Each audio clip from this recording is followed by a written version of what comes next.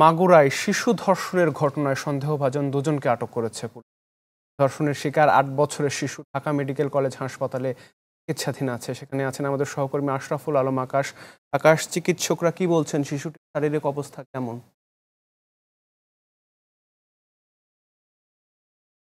গতকাল প্রাথমিক চিকিৎসার পরে আসলে যখন মেয়েটির শারীরিক অবস্থা খারাপ হয়ে যায় তখন শিশুটিকে ঢাকা মেডিকেল কলেজ হাসপাতালে আনা হয়। আর এই ঘটনাটি আসলে সারা বাংলাদেশের মানুষের মধ্যে বলা যায় বেশ নাড়া দিয়েছে। বর্তমানে মেয়েটির যে শারীরিক অবস্থা আমরা সেটি আসলে সরাসরি জানার চেষ্টা করব। এখানে ঢাকা মেডিকেল কলেজের যে চিকিৎসকরা আসলে ওনার চিকিৎসা করছেন, একটু বলবেন আসলে বর্তমানে আপনি তো চিকিৎসা করছেন, মেয়েটির শারীরিক অবস্থাটা কি আছে? মাগুরাতে ধর্ষণের শিকার ছোট বোনটিকে মাগুরা এবং ফরিদপুরে প্রাথমিক চিকিৎসা শেষে গতকাল ঢাকা মেডিকেলে নিয়ে আসা হয়।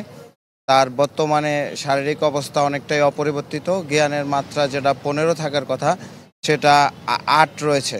তো এখনও আমরা তাকে আশঙ্কামুক্ত বলতে পারছি না, তবে লাস্ট আপডেট অনুযায়ী তার পালস এবং বিপি ভালো আছে।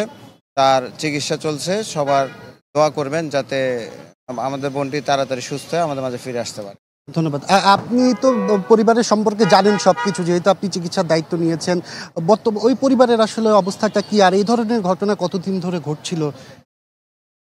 আসলে এই আসিয়া যে ৮ বছরের শিশু বাচ্চাটা ক্লাস 3-তে পড়ে, তাকে এরকম নৃশংসভাবে ধর্ষণ করা হয়েছে। ধর্ষণ করার পরে মেরে ফেলাই দেওয়ার জন্য গলায় গামছা পেঁচিয়ে মৃত ভেবে ফেলে রেখে চলে গেছে ধর্ষক।